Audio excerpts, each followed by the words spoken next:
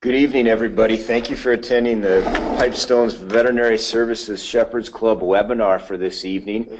It's 7 o'clock, so we're going to go ahead and get started. The title for tonight's webinar is going to be Vitamin E, Selenium, and Iodine Deficiency.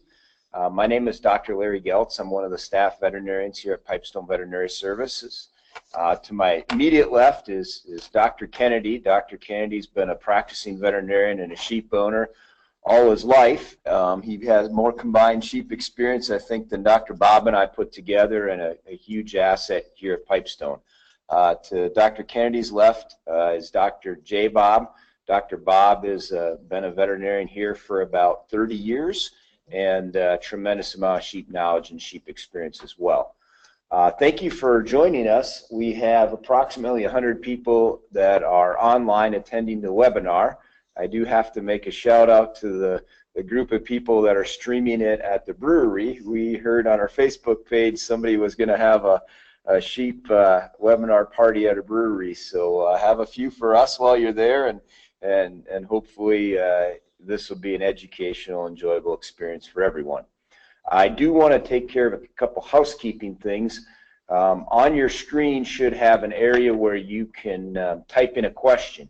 Please, if you have any questions during the webinar, go ahead and type the question in. I'm going to glance over my shoulder from time to time and check those questions, and we're going to go ahead and try to answer those if we can throughout the webinar. We're also going to have some time at the end for some questions and answers, but if we trip a question as we're talking about a topic, go ahead and type it in and we'll try to get to it as time allows. I think with that, we'll go ahead and get started. A couple of the things we're going to cover tonight. First of all, why do lambs and kids need vitamin E, selenium, and iodine? How does deficiency happen of those three deficiencies, and what are the symptoms or clinical signs that you'll see in your sheep or goats? How to prevent and treat each one of the deficiencies. We're going to spend a little bit of time talking about coccidiosis because it's an awfully timely topic as well, and then, like I said, we'll have some time at the end for some questions and answers. Oh, sorry, go ahead, Doc. You had wanted after the introduction to do an introduction, so I apologize. No, that's fine. To me, this has kind of been the subject we're going to talk about tonight. Has been a long time goal. When I came here in 1960, so you can start figuring out how damn old I am. But at that time, we were doing a lot of, I remember one Friday afternoon, I vaccinated 5,000 lambs for enterotoxemia, and the fellow that I vaccinated them for happened to be a Seventh-day Adventist, and we had about 50 left when the sun went down. His wife would come out and let us know we shouldn't be working on the Sabbath. That was a little tough after we'd been through 4,950 lambs we finished.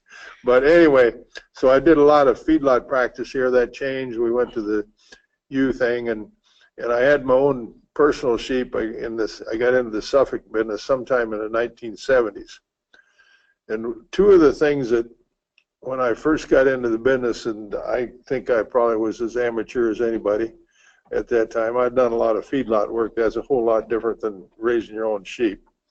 And the two problems that really took me back were white muscle disease and coccidiosis. And I, quite frankly, used enough selenium to kill sheep. And I never have, in this practice area, ever turned in an animal that was selenium deficient to a laboratory. We're selenium sufficient here, and we just don't see it. Vitamin E was a whole different story, and back in those days, nobody understood it. We had a product called Baby Lamb Strength that, I'll go back and tell the stories about myself because that was back in the quack days when we had to put up with the FDA. But we had this selenium vitamin E concoction that we injected in the lambs when they're born, and it worked very well. And but it got to the point where we couldn't do that anymore. And so then we went, that's when we came with the baby lamb strength, which is an oral vitamin E, which has an extra kick that it has a lot of energy in it. So that worked in our area. That don't cover your selenium problem. So the next problem that I encounter in coccidiosis is a problem back then too, but we'll talk about that now. And the reason we added it to the program tonight, we're getting calls daily on that. But so I run, the other problem is I get these calls on the phone, and it's either some 4-H individual's weather lamb, or some person's stud ram, or somebody's pet wether, and they've been really good to it. They've been given, I say, are you feeding any sheep mineral? Because after they give them the symptoms, it's obvious it's blocked up with a urinary calculi. So I ask them, are you feeding any sheep mineral? Oh yes, we're giving such, and they're so proud of the sheep mineral. There isn't one bag of sheep mineral that should be sold in the United States. And when I say that, I'm talking about the mineral that contains calcium and phosphorus. If you fed it the way it was, nothing would eat it. But if you put palatable flavoring agents in it and enough salt in it, you can get consumption. And that's what controls the intake. They don't eat the mineral on the basis of need. So feeding those type of minerals is always dangerous to male sheep. And it's very hard for me to have anybody document that a sheep was ever short of phosphorus. And so we just can't have any added phosphorus to sheep. So that led to what we developed, a selenium iodine product that has some trace mineral in it. And I'll be honest, the trace mineral in it's probably more window dressing than effective. And we also made one with vitamin E. And so in that respect, and these can be mixed 1 pound to 50 pounds of salt and meet all the selenium and vitamin E needs of your sheep. Now, if you're in an area where you're really selenium deficient, and I'm breaking away from the slides here, but if you're in this area where you're really selenium deficient, you may have to double that in the salt. Now, and you may have to feed it in the feed so you catch up. Selenium is the one ingredient that when the government people decided how much you can feed, they based their recommendations on how much was excreted back into the soil. Well, if you're in the selenium deficient area, there's not very much excreted back in, correct? And if you're in a selenium sufficient area like we are, and practically all of it goes through, basically doesn't have any value. So it's left the people in the selenium areas, deficient areas, in a quandary because they can't get enough selenium into their sheep. They end up fertilizing pastures with selenium and those other things. But I think we have an answer here. Further complicated, the fact now is that BOC is not available. And BOC is a selenium supplement. It does not have therapeutic vitamin E in it. And so when we're dealing with something here in Minnesota, and it's a white muscle disease or the likes of, it's a vitamin E deficiency. If we get to a state like Wisconsin where they're selenium deficient, it can be either one or both, which really complicates things. So with that in mind, we'll go ahead and go through the slides as we, and the other thing I'd like to say is that effective September 1st, we have been able to place these two selenium vitamin premixes with some selected stores of Tractor Supply. So to me, that's a breakthrough. My only desire at this point is I'm trying to do what's right for the sheep industry. And people feeding sheep mineral is just wrong. So I'll leave it at that. All right, and we're going to touch a little bit. There's a map further in the slides. If you're not sure if you're in a selenium deficient area or selenium sufficient, We're going to go into more detail on that. We're also going to go into more detail on the Selenium injectable products and how their uses can be used if they're available. So with that, we're going to talk briefly about why do lambs and kids need vitamin E, selenium, and iodine. We're going to go ahead to the next slide and try to preface this a little bit, increase your understanding. First of all, selenium and iodine are essential trace elements. Combined with vitamin E, all three are necessary for reproduction. Specifically, selenium and vitamin E are necessary to repair damage to tissue. In other words, that prevents white muscle disease. And we're going to go into more detail about what white muscle disease is. Iodine is essential to prevent goiter.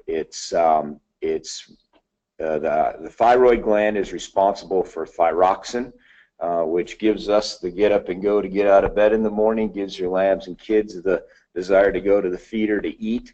When we're short of iodine, we get thyroid hyperplasia, and the animal doesn't produce enough thyroxine and fails to thrive. So that's kind of a little bit of the background. Why are these even needed with sheep and goats? This slide was taken, and I apologize, I didn't put any reference. This was taken out of the NRC book, which is somewhat the handbook for formulating rations. And you'll see 3 lines there. The low is on the bottom, optimum is the middle, and supra-nutritional or higher than required is the top line. And I think the important take-home message of this slide is on the x-axis or the lower axis, you'll see weight gain. The bottom line is if we want animals to perform, to grow faster, they're going to need more selenium to accelerate that fast growth. The fastest growing lamb in the pen or kid in the pen is the one that has the highest selenium requirements. So if you have sheep or goats that aren't growing very fast, they're not going to need as much selenium. But we certainly saw in the 1980s when we really increased the rate of gain on lambs, we saw a huge amount of white muscle disease show up. Now, some of that might have been a problem with vitamin E, and we'll talk a little bit about the sparing effects. But I just wanted to illustrate the increased requirement as average daily gain goes up.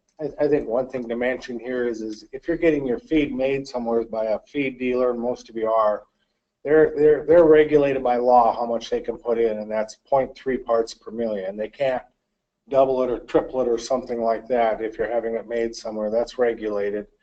And when you see a chart like this, you know, I think the weather people in particular, the people that have show lambs, want to jack more selenium into those lambs all the time, and you walk a fine line there between toxicity and benefit.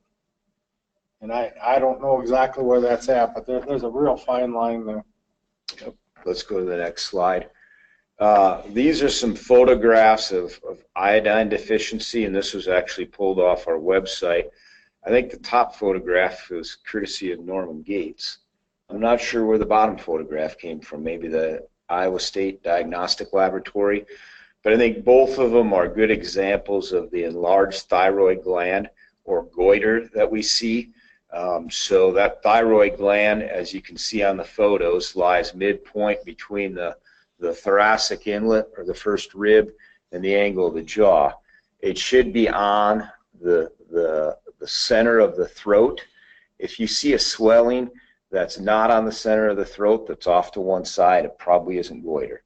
It should be uniform, basically right over the trachea. Do you have anything to add at all? Yeah, this is a newborn lambs. I mean, they're born and you'll see the swelling on them, and a lot of lambs will be born unthrifty, dead. The death loss can be huge when there's an iodine deficiency. Yeah, the other thing that I think is quite often noticeable is short hair, weak lambs. I had in my own sheep flock here several years back, I had some fall lambs being gone, and I just spent the summer in Alaska, and my partner, I quizzed him, I said, well, does sheep have salt, iodized salt all summer? Oh yeah, and you know, that's always the answer you get, but I did a little checking, and it looked like we'd fed quite a bit. But what happens is if you get years when you got high moisture and they just eat vegetation, they actually get the iodine from eating the dirt. And when I had this problem, I don't know as I even seen a lamb with goiter, but I had weak lambs and I would give them a teaspoon of organic iodine, tube them for a couple of days, and those lambs got up and nursed the ewe and lived. It's strictly a replacement situation when you get into it. They're just flat out of gas or flat out iodine. And I learned from, and then I used to be a little leery about feeding a little extra iodine, because I remember when I did feedlot practice and the farmers would feed organic iodine until the cattle got dandruff and looked tough. Then I talked to Larry one day and he said, well, the toxicity level is 100 times the requirement. So I haven't any problem in moving up our requirement, you know, and our premixes are 3 or 4 fold of what is required, because you never know when you're going to encounter that year when you got too much moisture and you're just not getting adequate intake. Yeah, so after that we did increase the amount of iodine that we added in the premixes, and I think we're in a lot better shape than we were in the past. And we're going to talk a little bit more in detail about it. So why do they need vitamin E? Well, vitamin E is an essential vitamin. It's not stored very well in the body. It's necessary for reproduction. And then if our levels are adequate, we're essentially going to prevent any white muscle disease. Now, I want to comment a little bit on that picture. Have we got a pointer somewhere? We can point at the picture, but they won't be able to see it, Doc. Okay, well, if you look at that lamb closely, there's a little lump there in the throat. Now, that lamb happens to belong to me, and I took that picture about 4 days ago, and it's not as obvious as what I normally see, but it's there. And I'll see, and I'll have people call me, and they have good doing lambs that were born doing, they're some of the best doing lambs in the pen, and they got this lump under their throat. And after they feed these sheep for a while, it goes away. Now, well, next thing I'm going to say, I have no scientific basis, but I suspect that sheep needs more iodine than what he's getting through his salt, feed, and what have you, that his requirement is higher.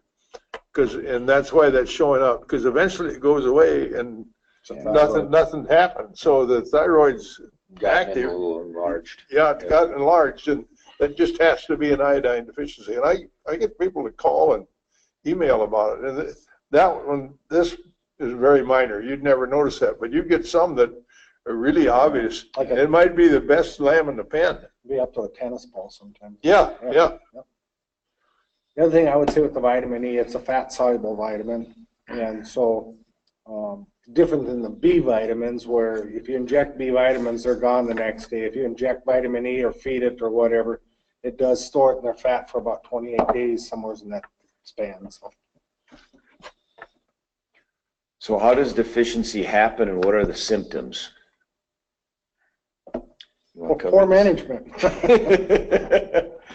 So specifically in the case of white muscle disease, what we really see is a result of what's called nutritional myodegeneration of cardiac and skeletal muscles. So that's a big name for essentially the muscles becoming inflamed and the muscle cells dying and being replaced by scar tissue.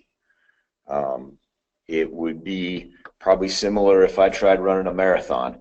I'd get about to the 10-mile mark and my muscles would just plain give out and they'd become inflamed and would get scar tissue. So I only get 1 block. Well, it would get us all, I'm sure. The presence of vitamin E actually prevents the damage at the cellular level. It immerses itself in the lipid bilayer, which is getting real technical, but it's an antioxidant. So same reason why my wife uses it on her face, to prevent wrinkles.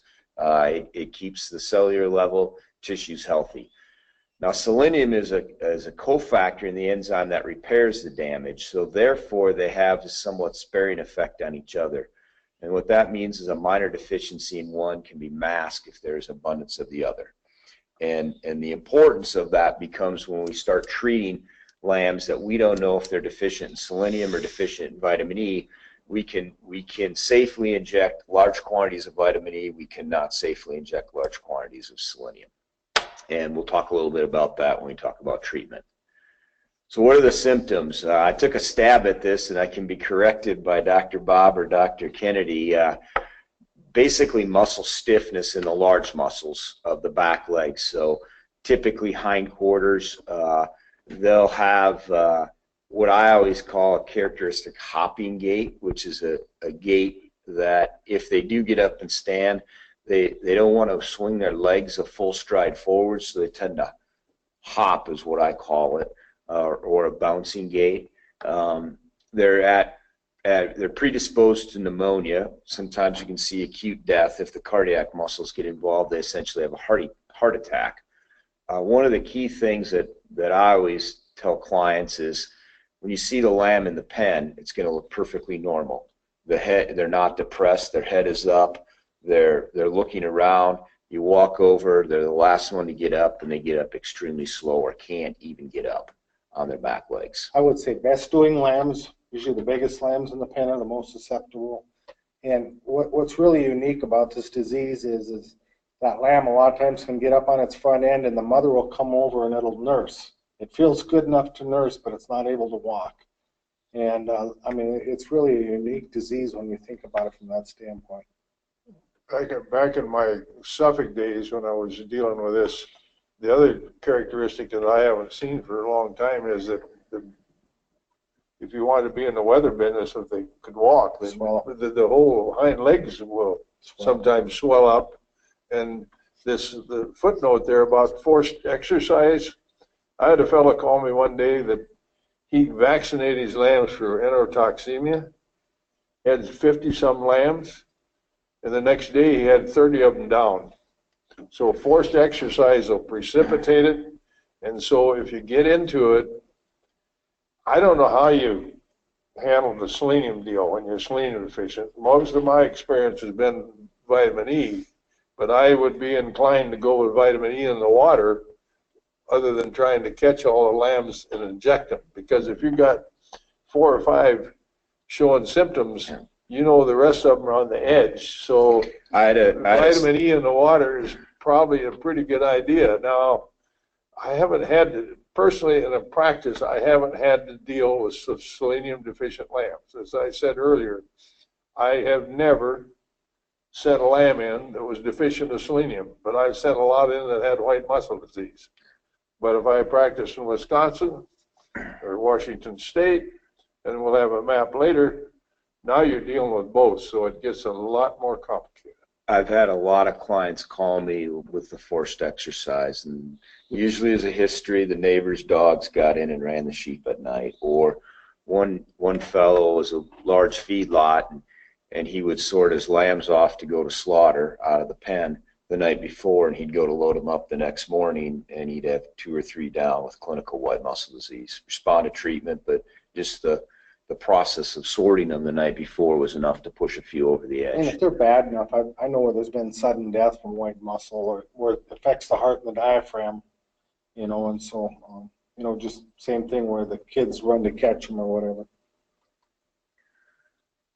Okay, I just want to briefly talk about where does a sheep normally get vitamin E in the environment. So this, I believe, came out of maybe Dr. Pugh's book, Sheep and Goat Medicine, or it came out of the NRC book. I apologize. That I found this table relatively late last night, and I didn't put the source on there. What I wanted to point out is that if you look at fresh alfalfa, you're looking at 120 international units per kilogram of dry matter. Fresh cool season grass, 110. You start comparing that to alfalfa hay at 30, alfalfa silage at 60, and then we go into the grains, and you're looking more at 2, 7. The other thing, you know, like where Larry uses the word fresh in front of there, vitamin E is the one thing where it literally is here tomorrow, every day it's less and less. It doesn't matter if it's feed or if it's injectable or water or soluble or whatever it is. If it says it's expired, throw it. Yeah, I use some expired things from time to time. Vitamin E, it's not worth the gamble. No. It's just not worth it. An old last year's hay crop, probably Done. it's done for vitamin E. My rule of thumb is, and what I see here clinically is, if with the two premixes, we have a selenium iodine, we have a selenium vitamin E. Now, we're in northern Minnesota. We could have ewes on pasture now. We could have ewes on pasture mid-October. But I'd say 90 days after removal from pasture, they need to be on vitamin E because they're going to store some, and they're going to have, and anytime your feed stuff is over 90 days old, they need to be on vitamin E. Mm-hmm. Now, selenium content of the forage and stuff will be there. Stable. But the E won't, and then the sheep will store this E for a while. Mm-hmm. So I recommend, like in Minnesota, the 1st of December, they switch to the selenium iodine premix that has vitamin E with it and continue it until they hit pasture. Now, if they're in a dry lot in the summertime and you're feeding them new hay, you're probably all right. But if you're feeding them last year's hay, you're getting absolutely no vitamin E at all. That's right. Yep. So those are the things that's where we get in trouble on the E thing. Yep. Now, you throw that on top of a selenium deficient area, You got problems. it's hard to raise sheep. Yep. Let's go to the next. And goats. Let's go to the next slide. So what lambs or kids are at risk? Certainly, as you saw in one of the previous slides, fast-growing lambs or kids are at the highest risk because the growth results in the highest requirement for vitamin E and selenium. So when we see clinical cases, they're usually the largest, fastest-growing, and most profitable lambs or kids in the flock or herd.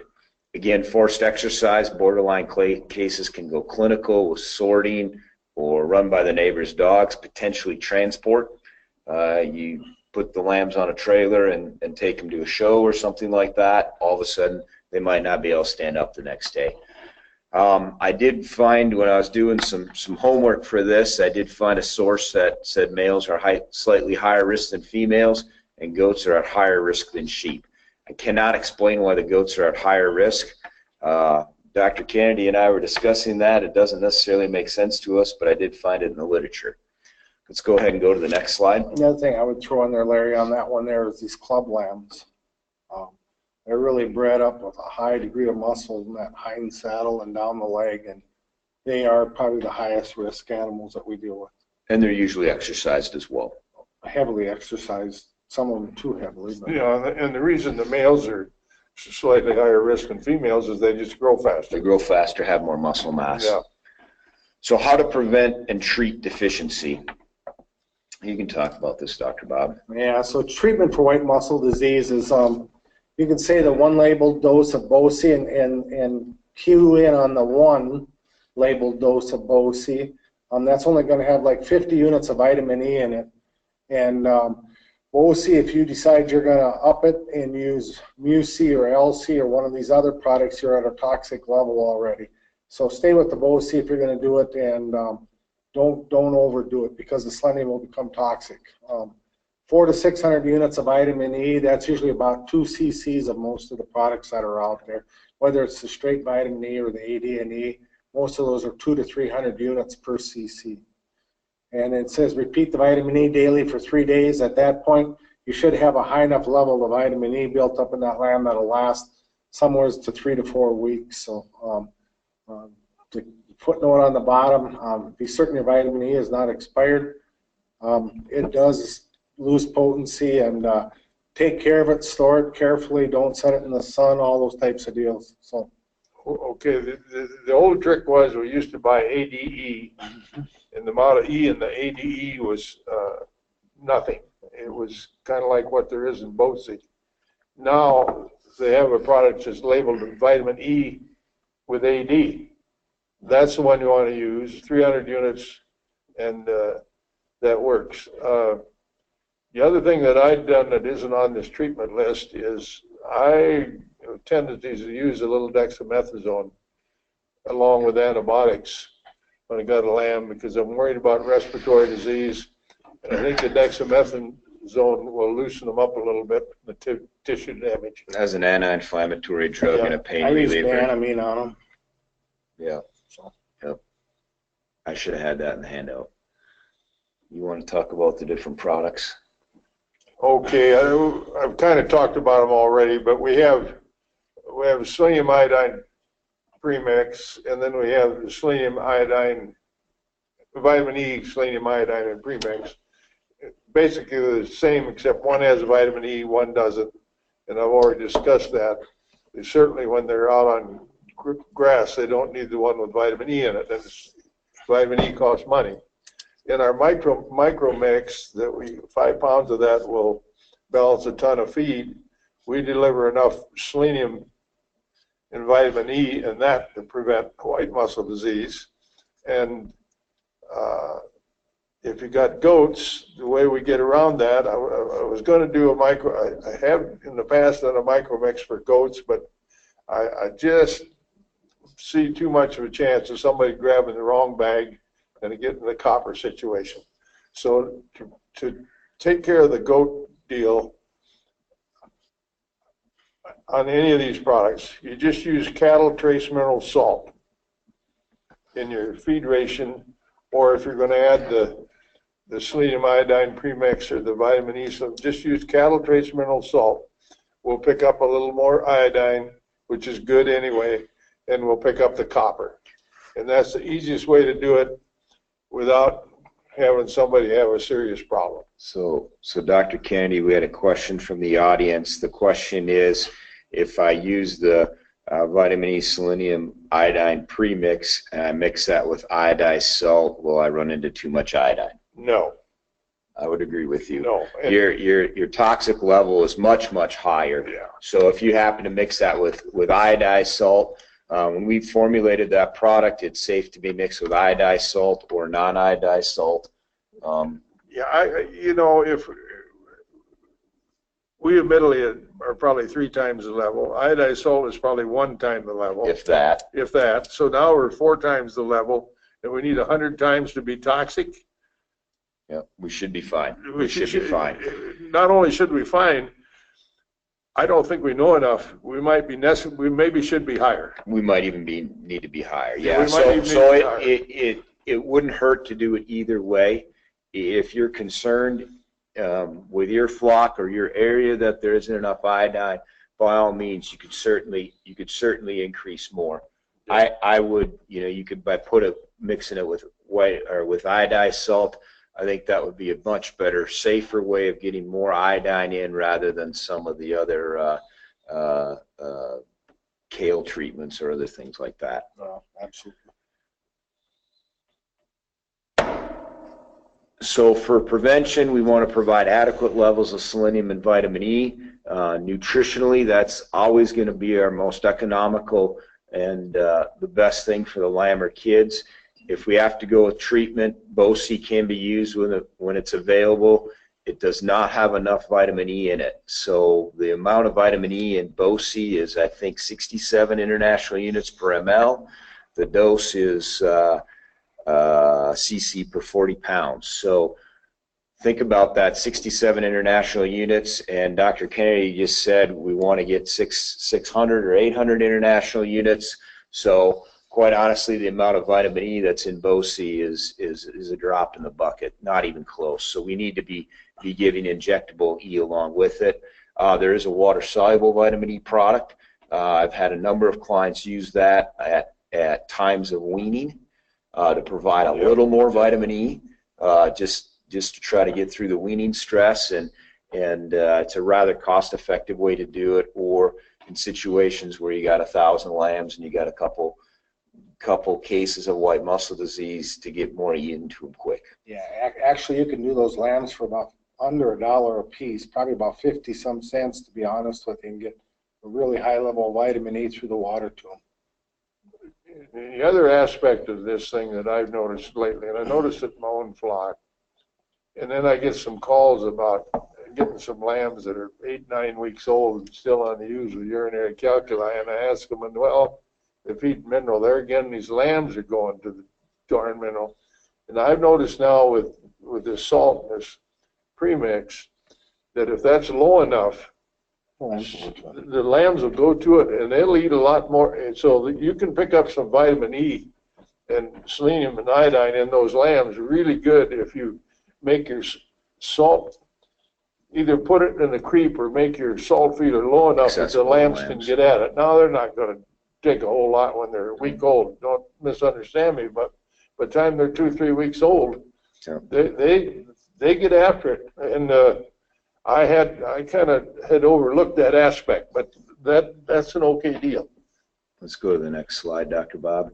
So I just want to briefly, some take-home messages about injectable selenium. Boce contains too much selenium, not enough vitamin E. If you remember anything else from this webinar, remember that Boce is toxic in repeated doses or at doses in excess of the label. There's a Muci product out there that was designed for cattle that contains 5 times the amount of selenium as Boce and should never be used in sheep under any circumstances. Don't let anyone ever tell you to use Muci in sheep. You can't dose it low enough. It is not safe. And another thing, it's right on the label, Boce can cause abortion if administered to pregnant sheep. We can move on. Just can I hold? Oh, yeah. A lot of Boce's been given to pregnant sheep without any problems, and I suspect the reason it's on the label is because they never got clearance. But my problem with Boce is there's other ways to do it that are cheaper, more effective, less exercise for me and the sheep, and then once you get in a jam, if I was from Wisconsin today and I had sheep with white muscle disease, what do? There's not a safe way to get a dose of selenium into those animals if you don't have Boce. Yeah. And if you repeat the Boce, you can kill them, and I've done it. So I'm experienced with that. I've done that with my own sheep, so I know how that works. So we need to be proactive and get enough selenium into these sheep so we don't get into this problem. Now, the vitamin E is a little bit different story. We can get in there, we can correct it, but we need to carry that forward because we're going to get so much better production and growth rates and less respiratory disease. And I don't want to make it sound like vitamin E is a cure-all, but I will tell you what, if it's deficient, you're going to have a lot more problems. Yep. So what we have now is a soil selenium map of the U.S., and this is a general map. I mean, these are, you can actually look at it by the county if you're interested. But as a thumb rule, the river valley drainage areas are devoid in selenium, and specifically in areas that are adequate in selenium, you'll find low levels of selenium in the soils of the low river bottom or floodplain areas. So kind of a take-home message: if you have very low lying ground, if you're next to a river, you're probably going to be pretty low. But typically the Ohio and Mississippi River drainage areas are pretty devoid. I thought it looked like a political map. Well, it certainly could be. If there's any correlation there. But, we'll work on that for the next webinar. Fix voting too. We'll move on. So why not just feed more selenium? Well, we had mentioned earlier the FDA regulates the amount of selenium that can be added to animal feeds. This is not due to toxicity, but rather the increased selenium loading of the soils through manure. And the maximum allowable level is 3.3 parts per million across the entire diet. Now, mineral mixes are going to have a higher rate as the consumption or parts per million is calculated across the entire feed intake. Bottom line is you can't go to a feed store and say put more selenium in. They just can't legally do it. We can't legally put more selenium than we have in ours, in our bag. That's just kind of the way it is. No. The cheat here with the premix is that you can put 2 pounds in instead of 50 if you're really actually selenium deficiency. And I guess unless the government inspectors stand there looking over your shoulder, why I don't know what's going to happen. But feed stores can't manufacture feed with higher than 0.3 parts per million. And I'm not belittle any of that regulation. The regulation is good because here people would, where selenium sufficient, if they start feeding excess selenium, Yep. and thinking that's their cause instead of vitamin E, they can create problems for Yep. themselves. You don't want to do that. But the same token, people in Washington State, people in Wisconsin, I keep picking on those two, but those are ones Ohio. that are most obvious. Ohio, Pennsylvania. they got a problem with the government regulation getting enough selenium in their sheep, just Yep. like we're struggling to get enough iodine in. Yep. What I would say is we take phone calls from, it's fair to say 49 of the 50 states, right? Yeah. But I'd say all of them. Or probably all 50 states here at the clinic, and with sheep questions. And I do Hawaii and Alaska, so yeah, so Yeah, we probably we got got them 50. all.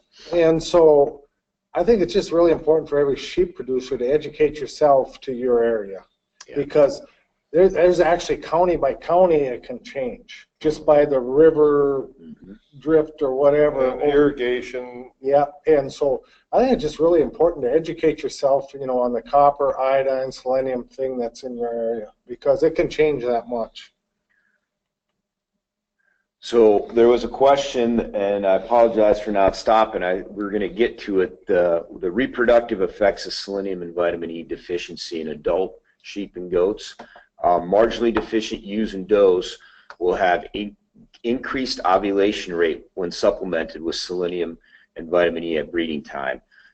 So basically, kind of the thumb rule is you do not want ewes or does deficient with selenium and vitamin E going into breeding season, because it can really kick you in the rear in terms of decrease drop rate, decreased rate of ovulation. So that's the one time of the year you absolutely cannot have those adult sheep deficient.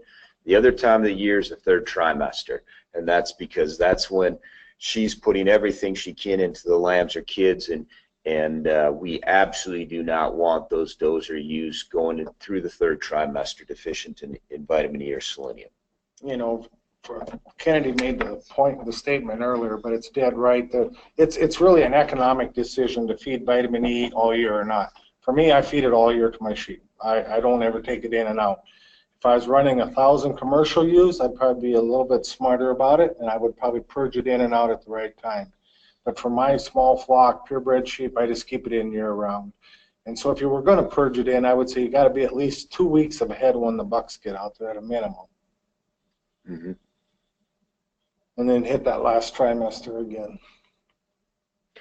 So we're going to spend a little bit of time talking about iodine deficiency, and some of this I had to ask Dr. Kennedy about this. This is some of the stuff I was taught in vet school, that iodine deficiency was common in the 40s and 50s, and then it kind of went away with the common use of iodized salt to livestock.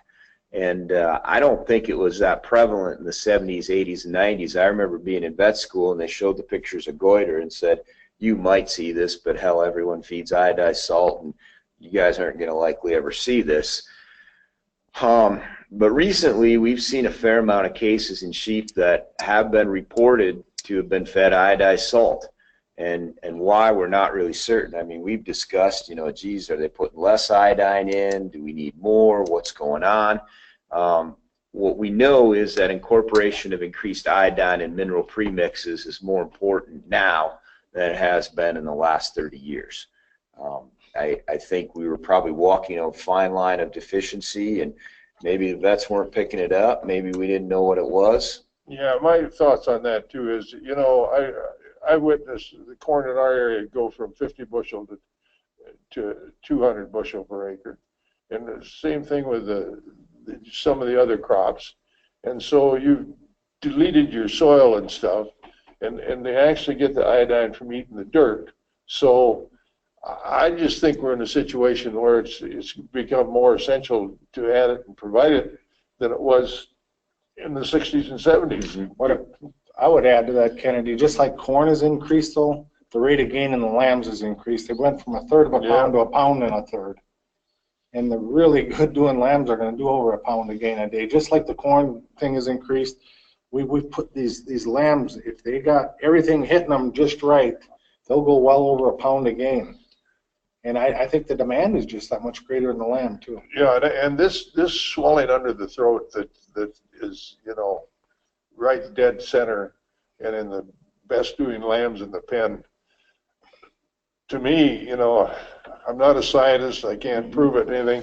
To me, that's a clear cut that those sheep are not getting enough iodine, and if they were getting a little more, they would actually do better. Yeah, so hypertrophy of the thyroid gland is the way the animal is trying to get more iodine from the environment by getting a larger thyroid gland.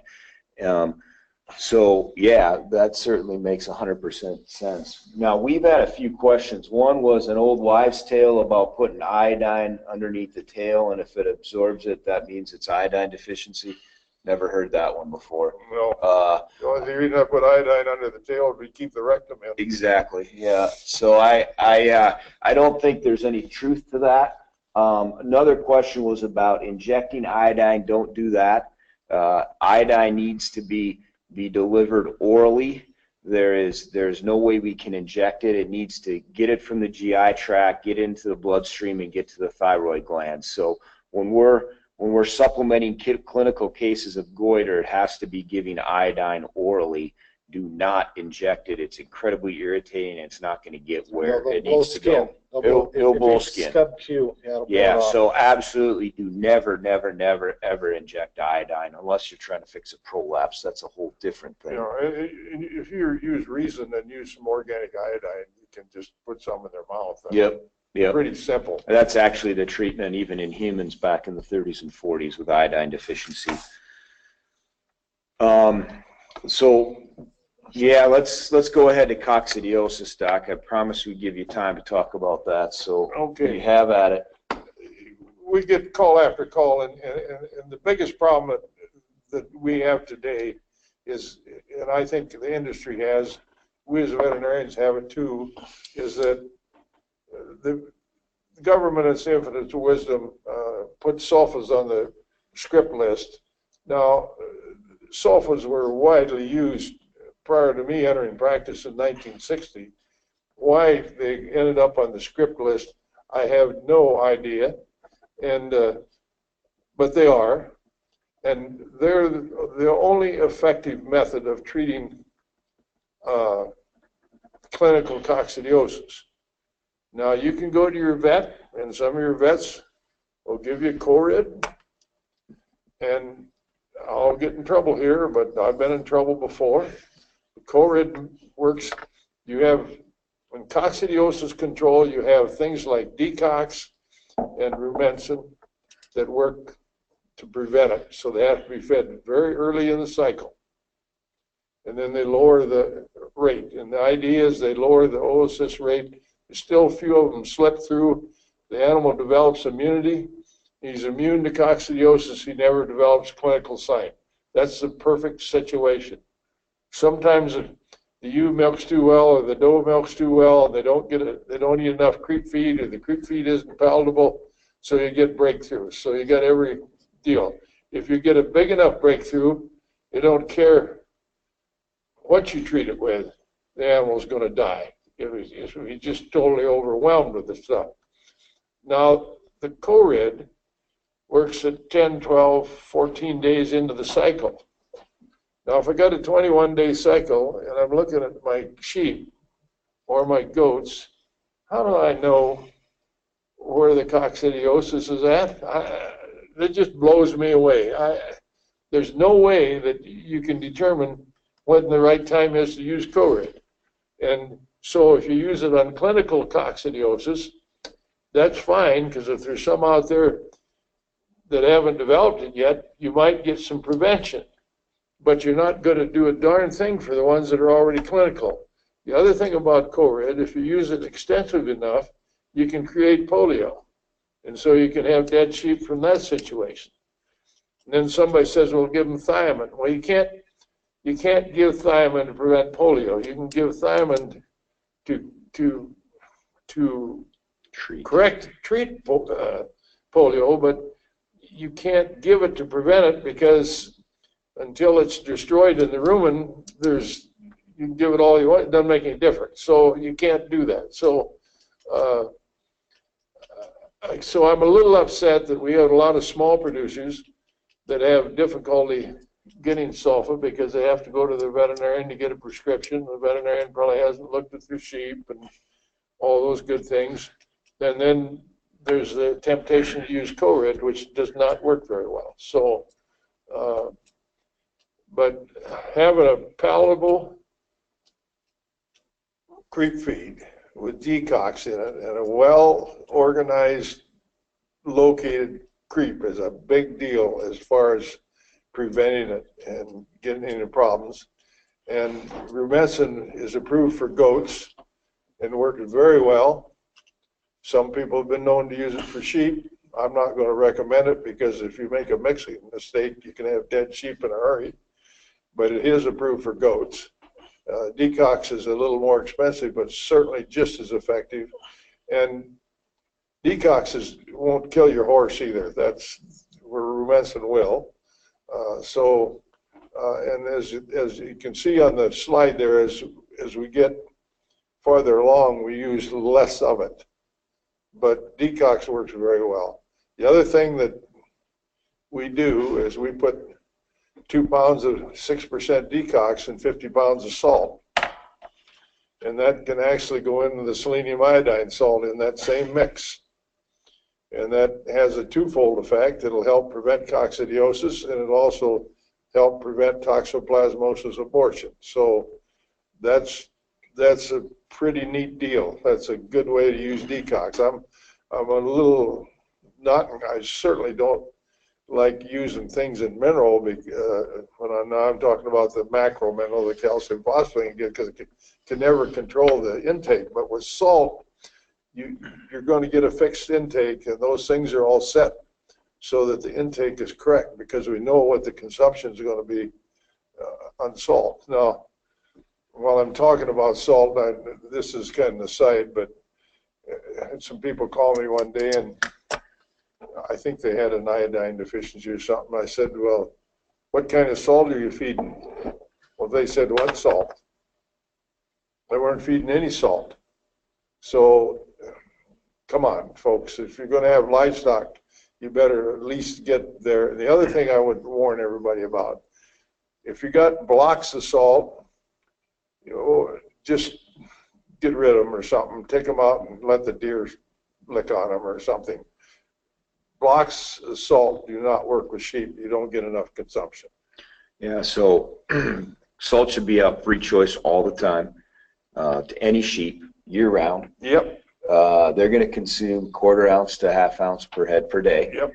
And it's like clockwork. They may consume a little more, they may consume a little less. They need to have that access all the time. It's very crucial to have daily salt intake, and that's why you'll see the deer by the block will not only eat the block, but they'll also eat the dirt surrounding the block for the next 6 months, because animals, people need a finite amount of salt all the time. Yeah, and the salt, when their consumption is predictable, then we can add things like selenium, iodine, vitamin E, decox to it, and get the correct dosage into the animals without having to worry about whether we're doing it right or not. Correct.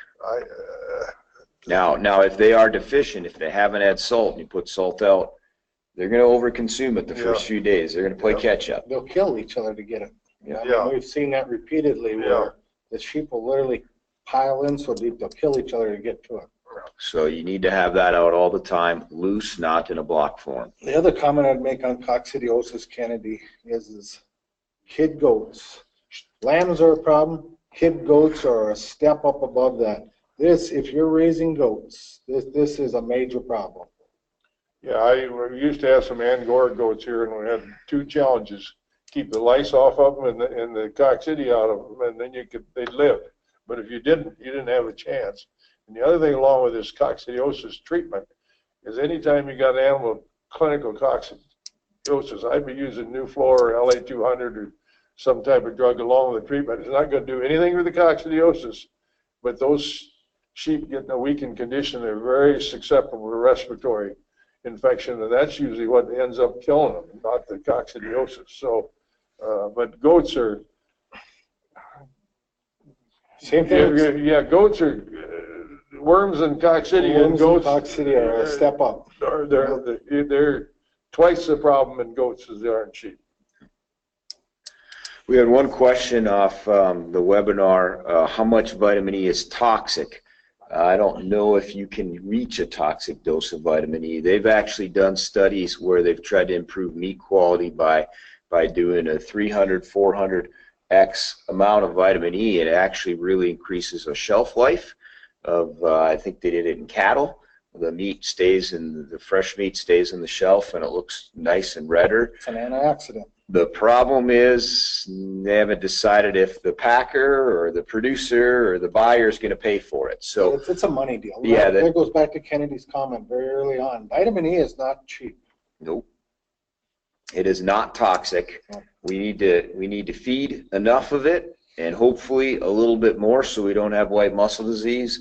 And after that, it's an expense to the producer. So. Feeding it at 5, 6, 7-fold, I know show lamb guys do it all the time. It just adds more cost. It does not cause toxicity. Let's go ahead and go to the next slide. A few more questions if we have time for them. Here's one for you, Dr. Kennedy. Since please don't move that. Since urinary calculi, can you go up just a little bit? Sorry, I need some tech support. I need to go up on the question bar just a little bit. There was a urinary calculi question. There, right there, stop. Since urinary calculi was mentioned earlier, I was wondering if you could elaborate on the proper salt minerals to provide to others in regard to prevention of urinary calculi. It's real simple. If you got a complete feed, it's 50 pounds of limestone, 30 pounds of limestone, 20 pounds of salt, 5 pounds of ammonium chloride in a ton. And no added phosphorus, no way or shape. And I don't know what to do with the weather jockeys, but you got to give them a little alfalfa hay once in a while. And you don't have to feed them a lot of hay so they get a hay belly. But I'll tell you, a little hay provides a little calcium, keeps the rumen working better, and it will it's just good for rumen health to get a little hay in there, and that contains calcium and will cause them to drink more water. And the other thing is always have free choice salt available for them, and don't give any added phosphorus. When you're giving that grain, you've got all the phosphorus you possibly can put into the animal. Okay, there's a few easy questions we're gonna cover. First of all, somebody had the question about the webinar being available to refer back to, and that any attendees will have that option along with the PowerPoint. If anyone had technical difficulties and couldn't hear the audio, you will be able to have access to the webinar tomorrow and for a period of time afterwards. So thanks for your attendance, and there's a couple more things though real quick.